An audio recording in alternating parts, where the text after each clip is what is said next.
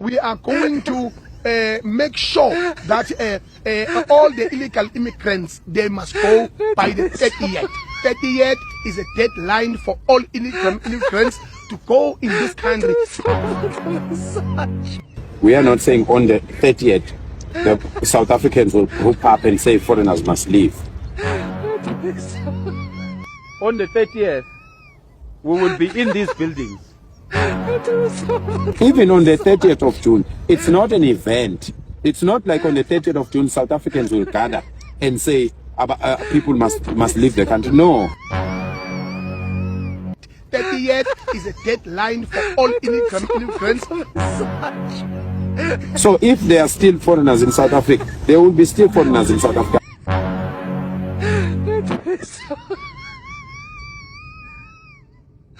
Sukuni la izolo uma ungizwe Mchunu kanye noPhakela Umthakathi bekhuluma nabezindaba bamamezelile ukuthi namhlanje ngomsombuluko bazobe beseHarding bacela ukuthi umphakathi waseHarding uphume ngobuningi bawo bahlanganyele kanye nawo kulamamasha aqhubekayo. Siyazi ukuthi uma kufike kunemash kuma yonke into ngoba amabhizinisi asuke khona ayaphazamiseka.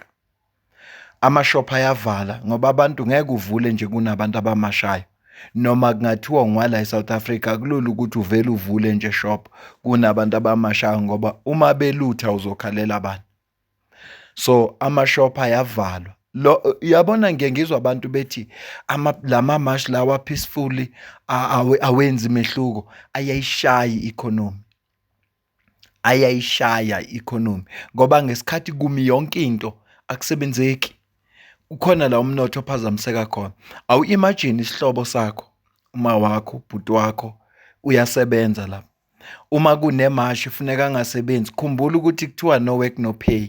Bazombhadala kanjani lolu suku lapha ya ekubeni bekuvaliwe kungasetshenzwa. Imali azoyithola mase sekuphela inyanga noma kuphela iviki noma kuphela ifortnight ngalolo suku ahola ngalo izobe ingasaphelele. Idingo zakhe ezobe engasakhaveki zonke ngenxa ukuthi kwamashwa ngalela langa waphazamiseka yena ekusebenzeni. Yebo abantu abamashaya abasebenzi akuba affect lento eyenzakalayo. Laba basuke bemasha ophakela umthakathi nabo ngizwe banawo petrol okwehla wenyuka angeke ngikhulume indaba kodwa laba basuke bemasha kanye nabo ngoba mhlambe bona banayo indlela okwenza imali kodwa laba basuke behla benyuka nabo abanamali akunandlela ukuba okwenza imali. Ngakho ke uma kwenzeka lamamashi abaphazamiseki kuphazamiseka laba abasebenzayo. Kwesinye isikhathi ukuveza ulaka lwakho, uveza frustration yakho, ugcina sekuaffecteka nabantu bala eSouth Africa. Othema befika ke Harding, o taxi driver bakhona noma taxi owner abakujabulelanga lokho. Bamconfront ungezwe bamtshela no, sicela uhambe ngoba njengoba ninale mash akunyakazeki la imoto zethu imile. Okushuthi usuku la namhlanje alizukusetshenzwa ngicela ubone la.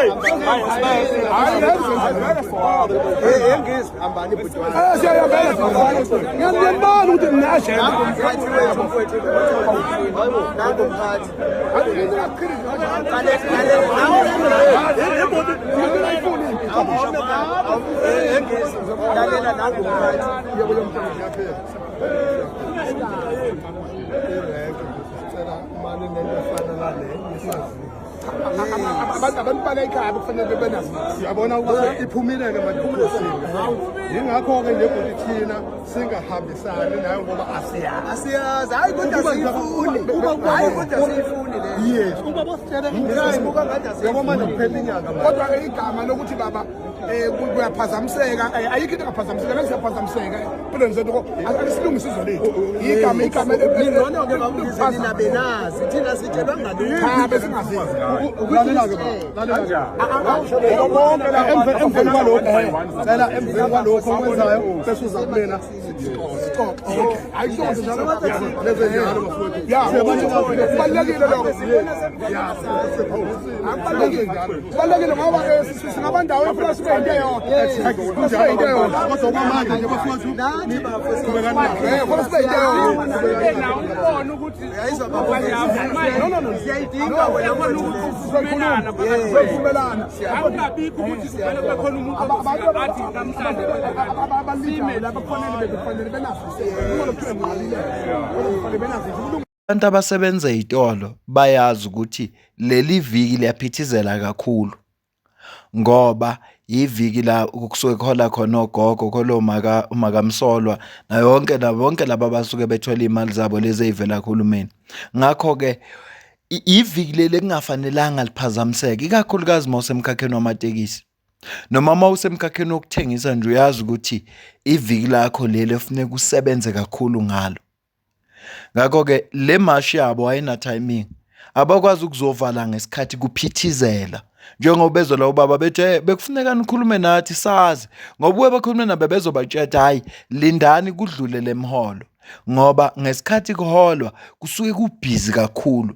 abaphathi laba abathe bangabaphathi lapha into engayithandanga i-attitude yabo kodwa ukubeka uvo nombono kwabo khona engikuzwile ukuthi izinto mhlawumbe behleleke ngendlela ethize kodwa babonakalile bona ukuthi mhlawumbe indlebe yabo befuna ukuthi igcine ilawula ukuthi leli langa lenzeke nini ngoba nini baphazamiseke.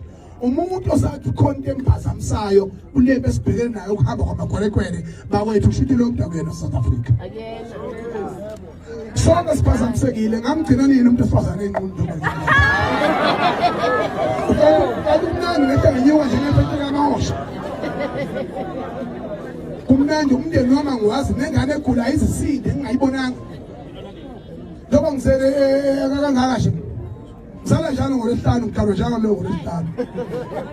Ngikuzwele kusaba kuyiwela lami ukuthi nakho kwachamisela kuno2 years. Yabona kuphakela manje ngifuna azala uMashe noMashe. Uzozala uMashe noMashe. Ngathi kwethu kubalekile ukuthi siyacela ukuthi osomabhizinisi bala noma becabanga bangamagongo angakanani. Sicela ukuthi bawuyeke lo mqondo ngoba ngeke usebenze ngempela. Thina singathatha izinsuku zohlala la futhi sibulalane amafuna sibulalane shayane amafuna shayane silungisela abantu basehadingi ukuthi basebenze kahle futhi kungene abantu abalaye hadingi kulawo mabhizinisi. Kodwa ukuthi uzothi imoto yakhe uzuyikhokhela wena ngenxa yokuthi thina silazi zomasha okhomisa wena isithutha esingayona inxenxene eSouth Africa esingawubona umonakalo. Babangakanani abantu abaphazamiseka uyazi ukuthi ngisho ngapha ke kwaZulu sasebenzisa insizwa thina sazana nezinsizwa eziphethe amatekisi ekezingomkhabe ethi basidonsa ngebhashe bathi hayi bafana sinani kulento endiyenzayo kodwa hayi abafana bethu abasakheshi ngendlela ejwayelekile besho kanje ize sibahleke sithi beniqhubekani noma engadliwa imoto zethu ngoba silwelizwe lwethu. Konke ama-mall nawe uyazi nje mangabe umuntu othenga igrocery yakho kwaBoxer, Shoprite, Pick n Pay noma kuphi uyazi nje nawe uyabikelwa makuthiwa uye Pick n Pay sekushawa 11 emini ubuyazi uthola iqueue yinde ngendlela ongakazi uzuyibona. Yengakho ke ubona laba amateksi ngathi abakujabulela ukuba khona kongizwe. uJacinta ngoba esezuma ukhipha imessage la abekachazela abantu ukuthi umhla ka30 akulona usuku ofuneka abaluthe ngalo. Ngiyafisa ukucaphulela leyo video kodwa kune message evele kubantu kusisi waseTanzania if I'm not mistaken. Ngiyithandile leya video, ngizokucaphunela nayo. Kodwa nje i-timing kongizwa ibangabikho. Awukwazi ukuyovala ngalesikhathi, ngesikhathi sebhizi. Ngesikhathi kufuneka kusetshenzwe kwenziwe imali bese wena uyovala. Bese thena naye uphazamisekile ngoba ulungisizwe. Ungizwe uyi-content creator. Njengoba eyi-content creator, ngalento ayenzayo kunemali ayitholayo. Njobe ehamba nalabo Zoso noNhlaka production bemshoot bathola ama-views. Ekugcineni kosuku lama-views agcine emkhokhela, ebakhokhela nabo laba abasuke behamba nabo. Ngaleso sizathu unendlela yokwenza imali through yona le chaos eyenzekayo. How about ke abantu bamateksi? Ngiyangibuka abantu abahamba nabo ethi hey, labantu baphelezela umuntu yena usemsebenzini bona bamphelezela. Kodwa ke angisho lutho. I'm from Tanzania, and to be honest, I've taken time to understand where all of this is coming from, and I actually agree with you. Ramafia 18, my dear sister, I just want to say thank you first of all for doing that for yourself, for taking time out to listen to what we say instead of listening to the propaganda that's being spread outside, where people are going all out of their way to say things that we have never said. You know, you say illegal immigrants, they tell you you don't want immigrants in your country. They say, or you talk about the crimes that come with illegal immigrants, they tell you, South Africans commit crime too. But I mean, this is our country. Of course, we have criminals from South Africa, but it's difficult to track illegal immigrants who are not South African. And on top of that, it's disrespectful to come into someone else's country to commit crime. And you say something, then they decide, oh no, she's saying it because she dated a Nigerian and she's heartbroken, and they start taking videos of someone else who's not you and start spreading them all over and saying that that's you. And they say all kinds of things. They don't take time out to listen to what we actually say as South Africans when we talk about this issue of illegal immigration and how it affects us as South Africans. And that's the saddest part, because it doesn't grow other African countries at all to focus on South Africa and try and badmouth South Africa and tell us they're going to ban us or do something to our economy. At the end of the day, your people are here in millions, which is what we're complaining about. You're not doing them any favors by saying all kinds of things. I saw this other lady swearing at me, calling our president gay and so forth. And, you know, I'm very, very petty sometimes, and I can reciprocate that energy, but she's not worth it.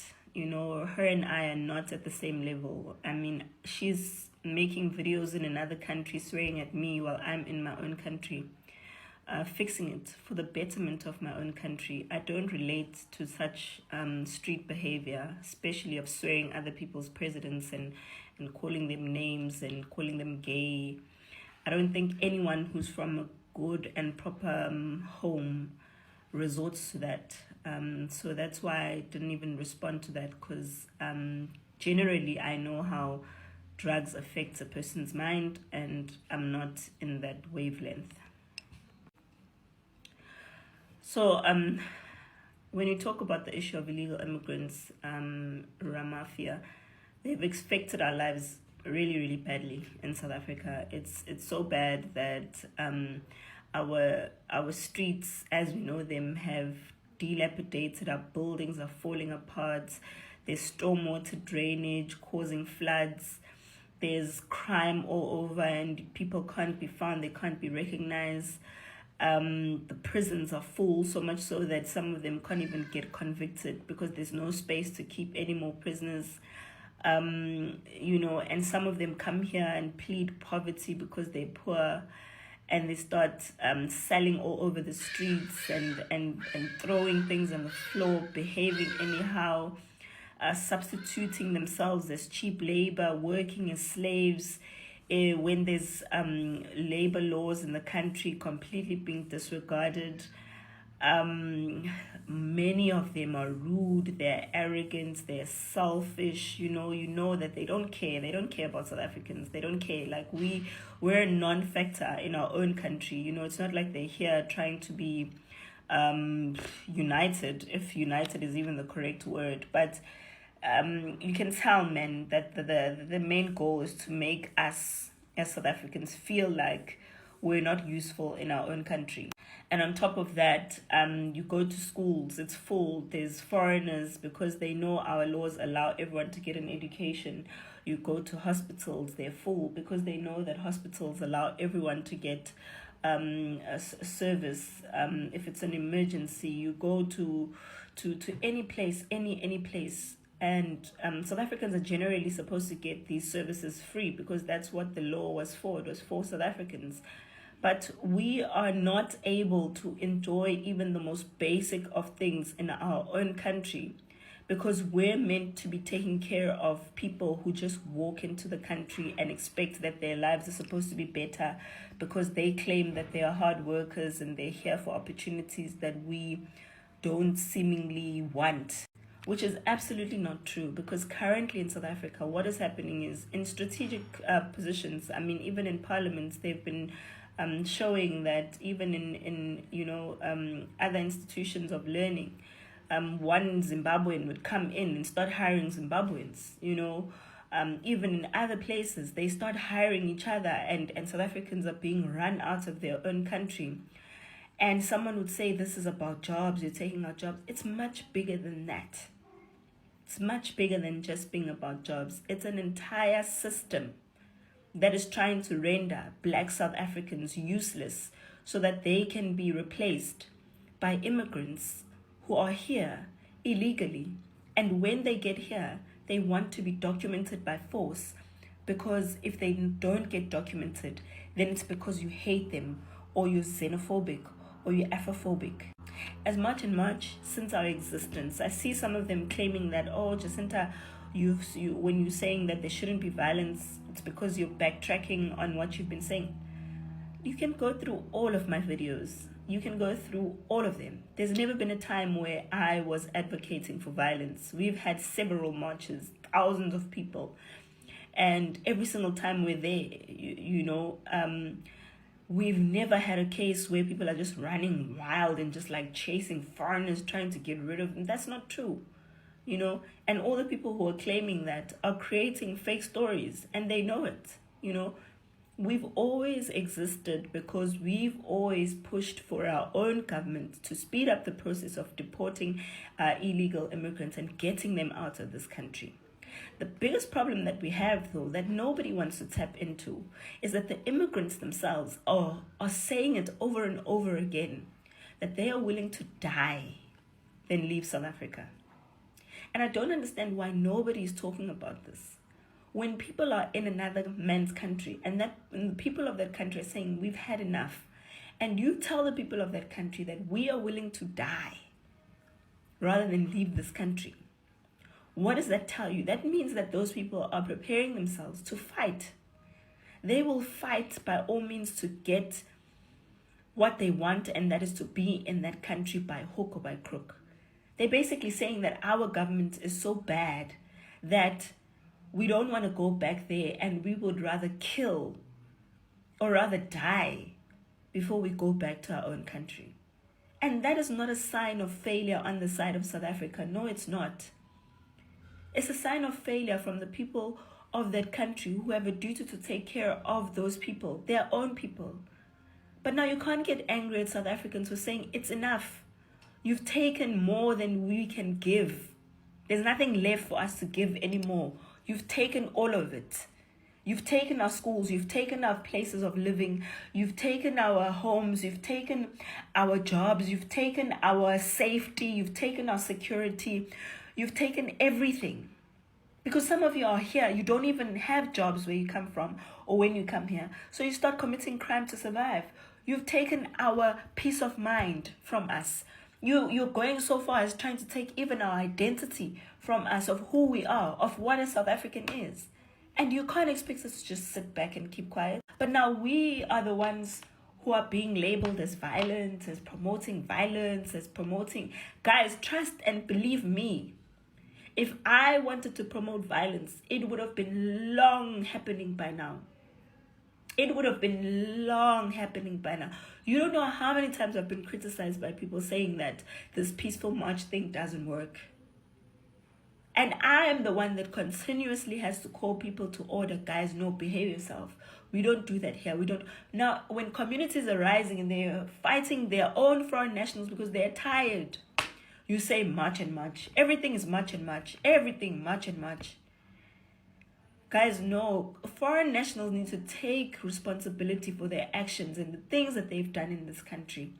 And leave. This thing of saying you're not going anywhere. If you're an illegal immigrant, saying that you're not leaving a country where the people and the government are saying that you're supposed to leave is a sign of disrespect. And you can't say it's the South Africans' fault. It's your fault. Cela ukuze ukuphawula kwakho la comment section ngizwe ukuthi wena ubona kanjani. Ngoba lama mashi into esengiqaphelile enzeka izwe lonke manje. Kuyamashwa eThembisa, kuyamashwa eDevton, kuyamashwa kuphi bekumashwa ngapha eThokoza, Thokoza bekungongiswa. Kuyamashwa kuphi indawo eziningi ziyamasha, and uma bethi siyamasha endaweni ethize abantu baphuma ngobuningi. Okusho khona ukuthi abantu base South Africa ba frustrated. Kodwa enye into eyinkinga kakhulu ilokuthi abantu base South Africa abasebenzi.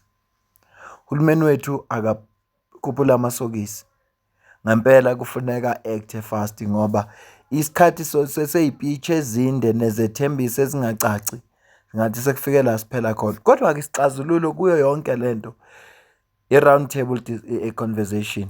Mzukwane kwaba ne-round table discussions ngoba noma bangamasha iphazamiseke i-economy, aphazamiseke lokusebenza, affecte yabona abantu bakithi, kodwa inkinga yobe ingaxazululekanga.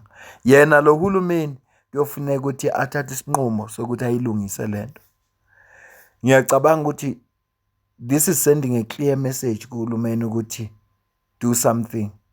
Kungenjalo lizokuphunyuka lezwe. Abantu base South Africa sekufike la bakhathala khona. It's a clear message ukuthi akasukume uhulumeni wethu kube khona akwenzayo. Ngoba ukuphuma kwalento esandleni kuzokonakala izinto eziningi. Ilokho nje bengithi angikubeka, angeke ngisayicaphula le video yesibili kaJacinta. Kodwa nje bekubalekile ukuthi ngikwazise ukuthi nangu ngizwe exoshwa abamateksi, futhi isizathu sokumxosha kwabo ngiyazivuma mina.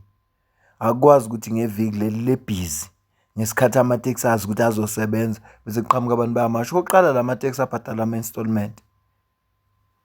Uqhamuka umuntu ongenankinga, una lama mashi.